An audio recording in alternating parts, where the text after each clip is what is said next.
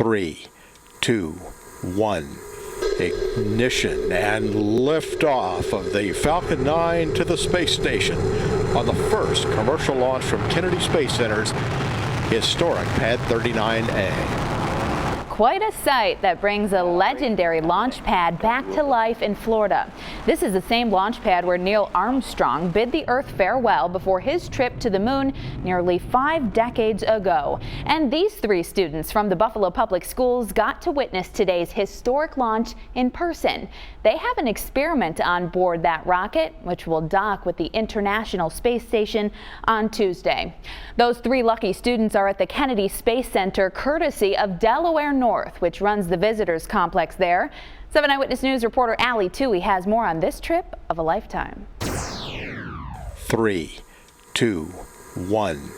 Ignition and liftoff. It's an out-of-this-world idea turned reality for 3 Buffalo Public School students. After we won, I was like, oh yeah, we're just going to this place in Florida. What I seen was not what I really expected. It was more. Gabriela Melendez, Shanila Welch, and Toriana Cornwell are all in Florida for the launch. The team of 3 from Buffalo's Hamlin Park School number 74 crafted an experiment aboard SpaceX. The idea? To see whether potatoes can continue to grow after being in orbit. Got to make water and grow food on a planet where nothing grows. Melendez says she came up with the experiment after seeing The Martian, a movie starring Matt Damon about an astronaut who grows potatoes to help stay alive after getting stuck on Mars.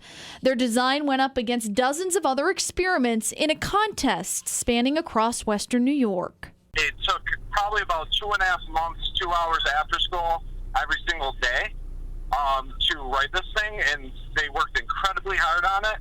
The Spud launchers beat out all the rest for a chance to test the theory in space.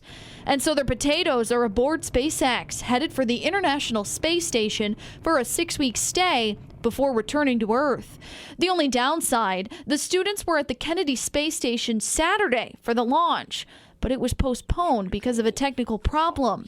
So the girls missed the launch today. Yesterday, there was a lot of cheering up to do, and I think at this point they've completely rebounded. We're so thankful for being able to come here.